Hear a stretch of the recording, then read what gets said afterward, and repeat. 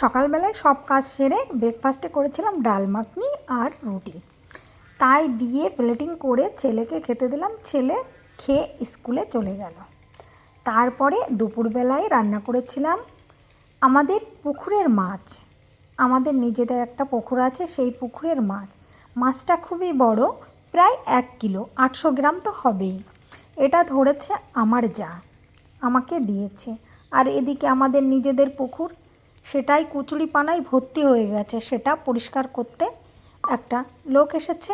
আর সেই মাছটা কেটে আমি রান্না করেছি সর্ষে বাটা ঝোল।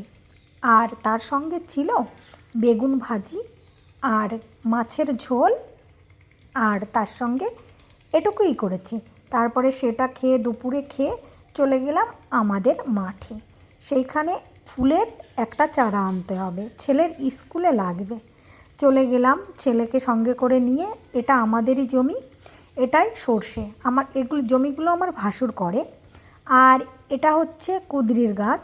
আর দেখুন সূর্যি মামাকে দেখা যাচ্ছে। এখন তো শীত, কুয়াশায় ঢেকে আছে, দিগন্তে মিলে গেছে সূর্যি ঠাকুর। আর এদিকে নিয়ে এসেছি সর্ষে শাক, কুঁদরি আর কিছু গাঁদা ফুল। আর মেনলি যেটা আনতে গিয়েছি সেটা হচ্ছে এই যে গাঁদা ফুলের গাছ। ওদের স্কুল থেকে চাইছে মাস্টার মশাই যে সবাই এক একটা করে গাঁদা ফুলের চারা নিয়ে আসবে। শুধু গাঁদা ফুল নয়, যে কোনো ফুল। পরের দিন সকালবেলায় ছেলেকে রেডি করে পাঠিয়ে দিলাম। ওদের স্কুলে সৌন্দর্য বৃদ্ধির জন্য এটা লাগবে।